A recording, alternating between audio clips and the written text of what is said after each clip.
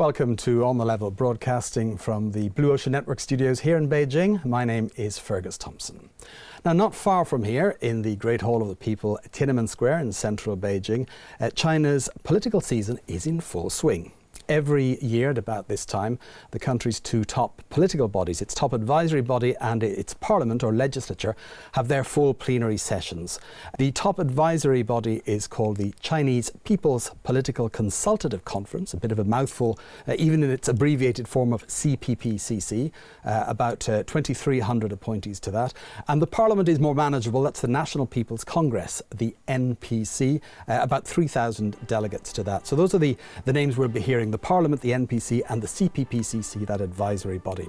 And those figures mean that altogether about 5,000 people are busy discussing the government's performance over the past year and also looking at proposals, suggestions, indeed coming up with targets and legislation for the year ahead. And together these meetings, they run more or less concurrently, are known as the Lianghui, which means the two sessions or the two meetings. And to delve a little bit more deeply into what these meetings are really about, I'm pleased to say we're joined today in the studio by Mr. Wang Xuewen, political analyst and former editor-in-chief of the International Business Daily. Mr. Wang is a well-known political commentator here, speaks regularly to Chinese and foreign media on matters economic and political. So, Mr. Wang, thank you very much for joining us here and On the Level. It's a pleasure. You're very welcome. I'd like to start with what might seem like a very basic question, but I think to people who are unfamiliar with Chinese political system, what exactly are the Lianghui, these two sessions, and why are they so important to China? Now, very briefly, Lianghui, I'm sure in the future it will be, this word will be included in the Chinese dictionary, Lianghui, in both English and Chinese. Lianghui means two sessions, as you said, and some people also say two conferences. It refers to the National People's Congress and the Chinese People's Political Consultative Conference. The National People's Congress is the supreme legislature of China. It represents the supreme power of the Chinese state. That is the state now, we're not talking about a party, this is the state power, supreme Yes, state power is the supreme power. Because it makes law, it amends law, it has the authority to supervise all government departments, and so on and so on. It has many important functions. While that is, I think it is easier for foreign friends to understand the National People's Congress. Right, we're talking about what could be called a parliament. More or less similar to Congress. That's the role of the NPC. Now, the CPPCC, this Chinese People's Political Consultative Conference, tell us a little bit about that, because that's something that's a bit more difficult to explain. I agree with you. CPPCC is, well, quite unique to China. I don't think any other foreign country have organizations like that. It is an organization of united front. That is, a united front led by the Chinese Communist Party, the ruling party, and 8 democratic parties, and non-party members, and elites of different fields. So exactly, just to give us an idea, what do these people, there's 2,300 appointees to this, what do they actually do today? What are they doing at the moment in this conference? First, their tasks are called political participation and advisory. And it is also an advisory party. So all the Democratic Party members and non-party members and elites of different views all participate in the state affairs through the Political Consultative Conference. So the members of the CPPCC are quite different from the delegates of the National People's Congress. So what they are not doing? elected. They're not elected, no, they're selected. They are selected through consultation. Right. Through consultation from the different democratic parties, make discussion among themselves. Right. They make recommendation of their members. We'll come to where they come from in a minute, but on a day-to-day basis then you're saying that they're supervisory and they're advisory, so they're talking about, they're making proposals.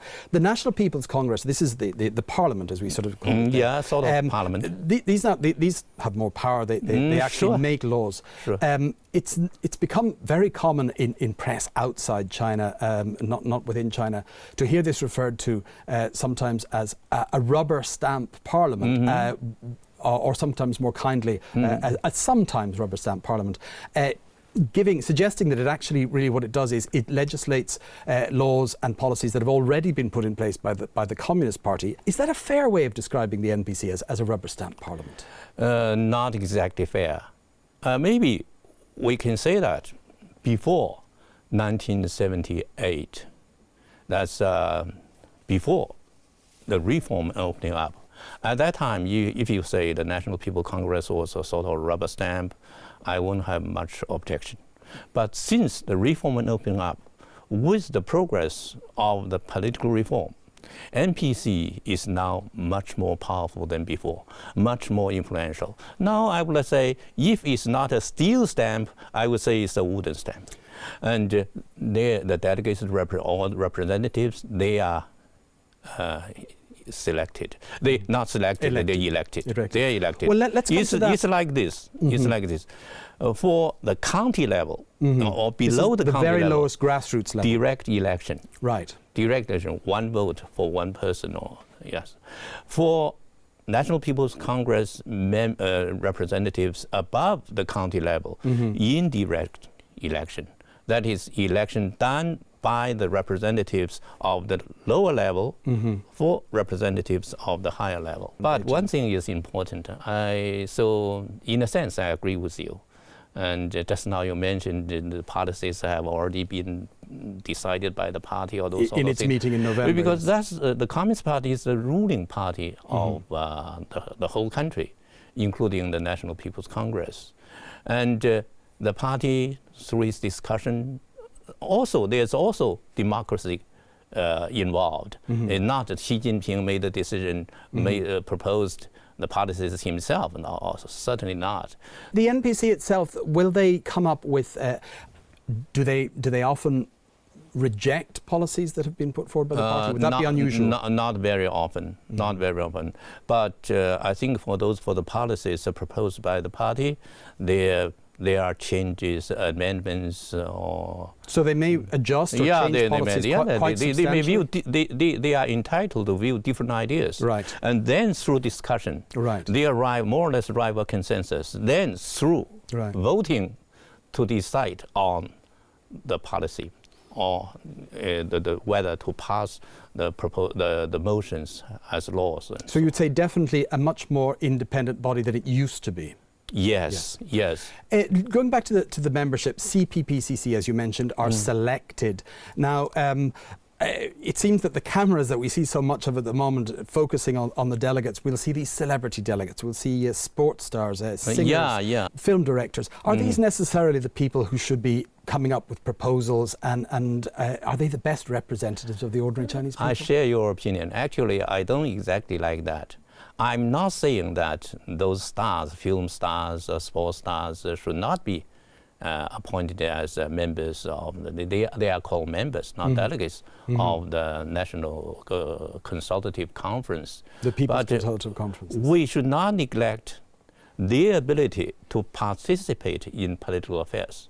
They should be capable of making proposals. They should be interested in making proposals. Now, in my opinion, some of the members are not, their major interest is not in this field. In that case, it's wiser to let them enjoy their prestige in their respective field and invite somebody else who is more capable, more interested in political affairs. One thing that is mentioned about both the NPC and the CPPCC very often, again more outside China, is the wealth of the people who are both in the NPC and the CPPC. There is a report called the Hurun Rich List, which lists Chinese wealth, and they themselves will say we underestimate it. Now they estimate 86 billionaires in renminbi in the National People's Congress at the moment, and let's put it simply, $150 billionaires between these two organizations. You can understand why there's a sort of a humorous comment some people say in China here that in the US people get rich to enter politics, whereas in China it could be people enter politics to get rich. Can these people with their fantastic wealth represent the vast majority of Chinese people on a per capita income of 4,500 or even urban per capita income of 8,500? Personally, I have some doubt in that. And I think we should reduce the proportion of those very rich people. But how are they getting in there? Because they are rich, but how are they getting, because as you say, there is a certain electoral process. They are successful in business. I'm not against rich people, to make sure. I don't mean to say that all those rich people get rich through underhand means, some of them, not all of them. And they are also entitled to be represented within the National People's Congress and the CPPPCC. But the proportion should not be very large. Well, and after all, there must be enough people representing the interests of the common people. Otherwise, the direction of the Congress may be affected to some extent. That's my idea. Certainly. I think things may change in the future.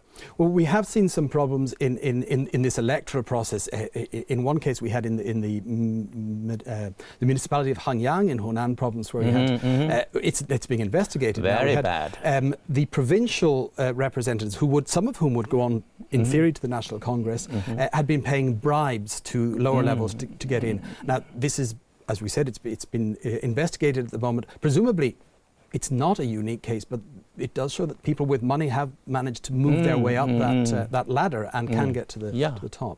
We must guard against that.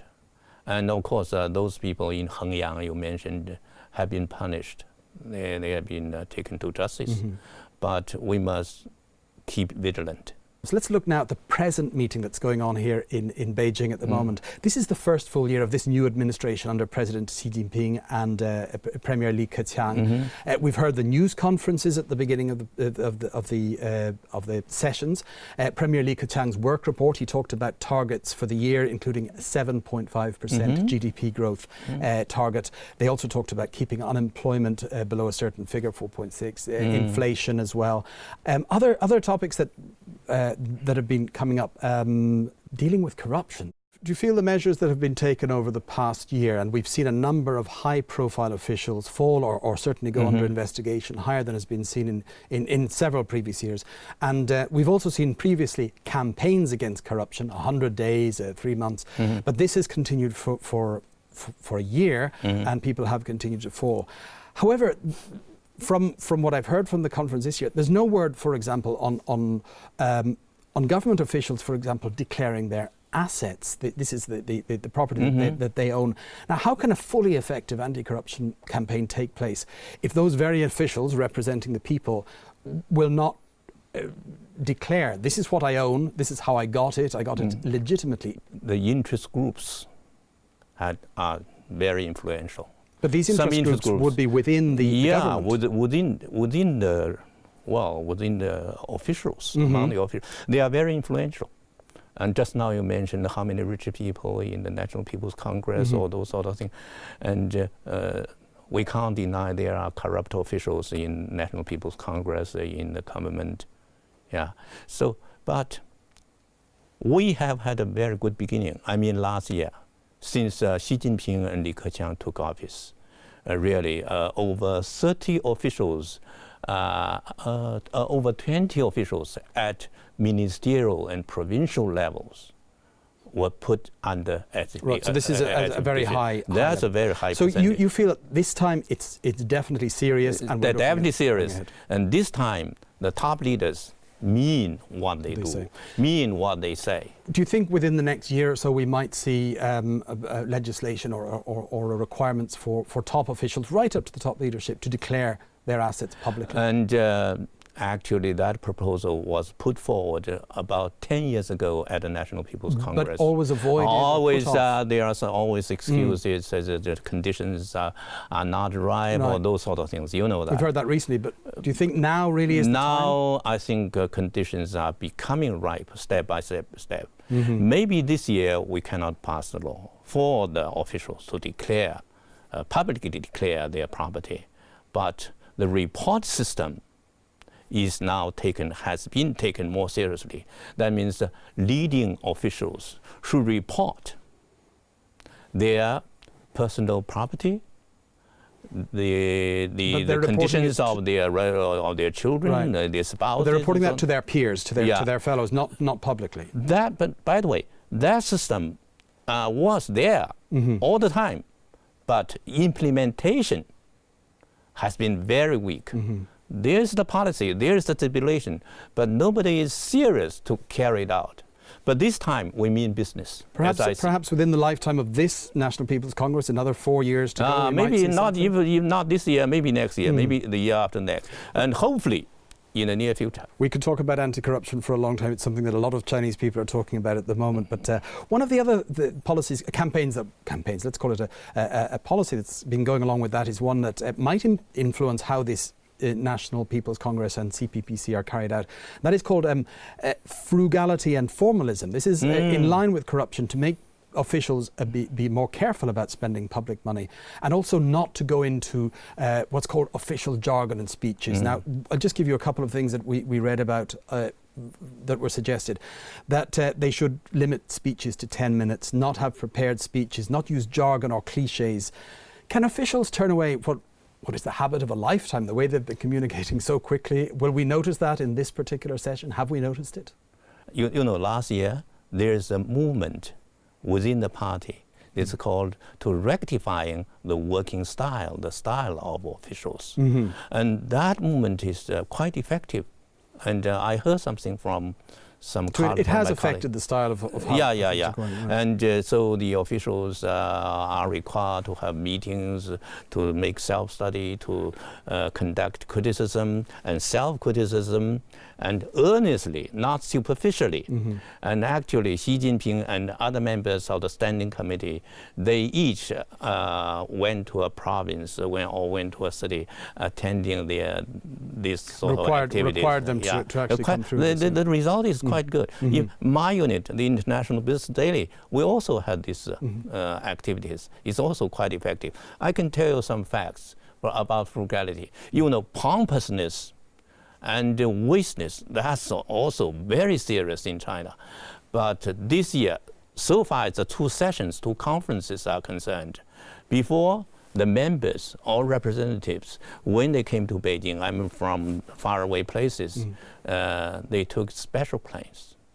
This year, no special plane. So, nobody is going to put their head up and be ostentatious in these two sessions. No, quite. As somebody who's worked in the media, Mr. Wang, I'd like to discuss how the meetings and the discussions are covered in the Chinese media. We've got 3,000 reporters. That's almost one for every two people at the meetings there. Now, the guide to reporters from the organisation had this extract. It said, there are no new laws or major law amendments expected to be put before the legislators, that's the NPC, this year, and there will be no outstanding changes in personnel. So last year we had all the voting change, the new positions. So no new laws, no personnel changes, no major amendments. What do these reporters report on? Well, the processes of the meetings, the conference, and discussions, important discussions also covered. And some analysis, some comments are also being made. Some activities are also organized during the session. We do sometimes see state reporters standing on the steps of the Great Hall of the People, breathlessly saying history is being made. But then when it actually comes to asking questions, they tend to be sort of rather vague and differential, or they talk a lot about the ethnic costumes and the colourful and attractive hostesses. Is it all a bit theatrical in terms of, I'm talking about the reporters here, because certainly you said the foreign reporters, they do get asked some questions, but do you not find it a bit theatrical in terms of how it's reported? Actually, in China it's like this, and I suppose you watched the press conference of the NPC and the CPPCC. You see the progress. And there are some sensitive questions. For instance, I remember at the press conference for the Political Consultative Conference, somebody asked such a question. It is widely reported in the media overseas that one of the top leaders in China is now put under investigation. And would you please tell us more about that? Now, this is a question that wouldn't have been answered in the past at all. But now, this year, it was answered. I think I'm more or less satisfied. And the reporter actually said the name. He said Zhou Yongkang, who is a former top-level, a former standing, very top-level. But the spokesman did not mention the name. No. But I think he made everything clear. He said, I also read something in this respect. And what I should say is that the top leadership of our country has declared firmly that any people who violated discipline, who committed corruption, would be put under discipline, would be put under investigation, no matter how high is his position. And we mean what we say. And I think you know what I mean. Just to point out, that was actually, the question was raised by a reporter, not a mainland reporter, but one from the South China Morning Post from Hong Kong, where it's a different media environment, and he did mention the name. But I believe that, well, that was certainly said and reported everywhere, that from the official transcript, that was actually redacted. It was taken out of the official transcript. So perhaps, certainly movement on in terms of how the spokespeople react, but also there's there's still that sensitivity about these questions. Both of them talk something, and which is also a little bit sensitive. That is, and there are, well, I won't say rumors, anyway, information circulating on the internet or whatever, that among the representatives of the National People's Congress or members of the Political Consultative Conference, so the members who are actually meeting at the moment of non-Chinese nationality, and both of them answered very definitely. They committed themselves that so far, and such members, such representatives has not been found. Right, and this is sensitive because many people in China feel that these elite or richer people are able to move outside and get passports or other nationalities. Double nationality is illegal. It's not accepted in China, and also that they are not allowed to represent either in the NPC or the CPPC if they have one of these passports. We can't ignore that these meetings have been preceded by a terrible terrorist attack in the city of Kunming over the weekend. 33 people dead, 29 of them innocent bystanders. Has this cast any sort of a shadow over the meeting? And it's something that was obviously nobody knew about beforehand. How has it been addressed? Will it lead to any legislation in regard to this, in regard to terrorism?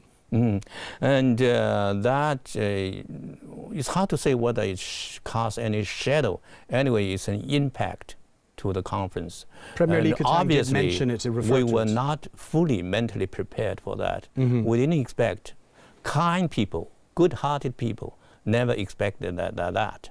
But it's terrorism. Terrorism, 100%.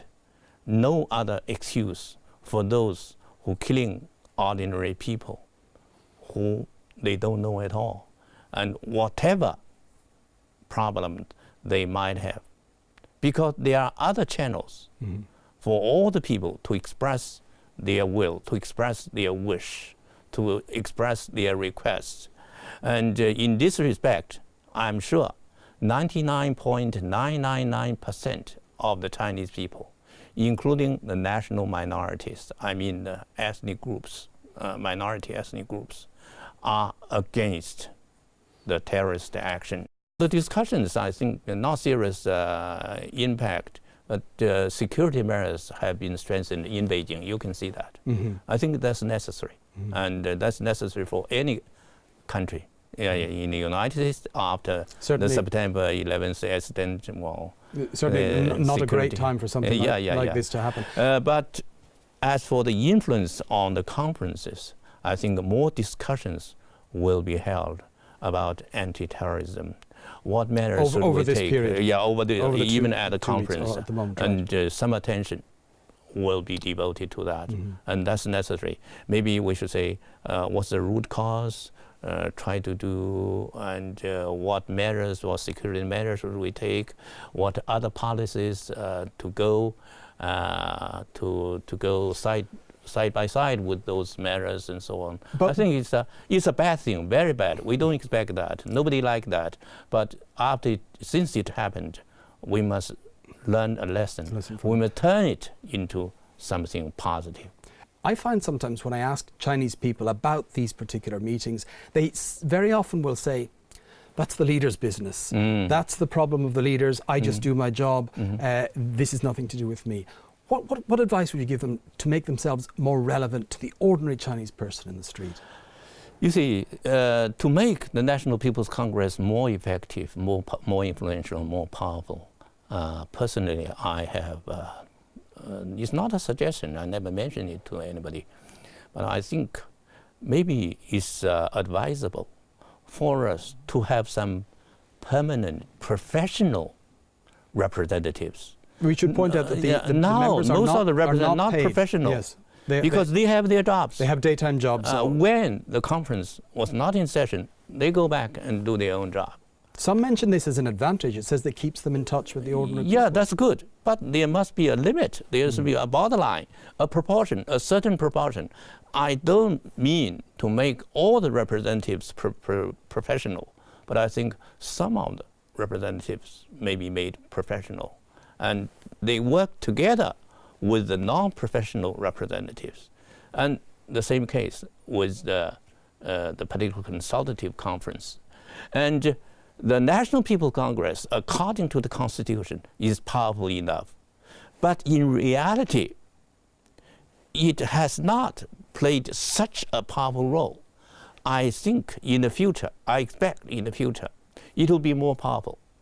Fulfill the assignment, the power granted to it by Constitution, to exercise supervision on the government, because supervision is very important for combating corruption, for us to have a clean and efficient government. Now the supervision is not done very adequately. And by the way, for the National Political Consultative Conference, personally, I think personally, I think we could make it more powerful. So you're advising that both these bodies, the advisory body and the Parliament, should become more powerful and exercise more supervision over the. Now you see the supervision by the NPC and the supervision by the CPPPC are different. The supervision by the National People's Congress, well, that is legal and binding upon the government officials. But the supervision by the other conference, it has no teeth. It's called democratic supervision. Right. So since this democratic supervision is not binding, they make proposals. They don't make motions. Their proposals, of course, in recent years, I think in the years after reform and opening up, their proposals have been taken seriously. And I think government officials dare not to neglect their proposals completely. But sometimes some officials may take a perfunctory attitude. And I think in the future, and we should make those proposals more powerful, more binding. If not legally binding, at least there must be a stipulation that after you receive my proposal, you must give me a response. You must have. Now there's response. But there's a joke. It's not exactly a joke. Actually, it happened last year. A representative or a member of CPPC either, well, it doesn't make much difference. And because he read from the media that he made proposals, and his proposals has been dealt with very seriously, and effective measures has been taken about his proposals. But he said, I myself don't know that. Well, that shows, well, something must be right. Well, you said you hadn't made those suggestions before. You have made them now. With those suggestions, we'll wrap it up. Wang Xuewen, thank you very much for joining us. It's a pleasure.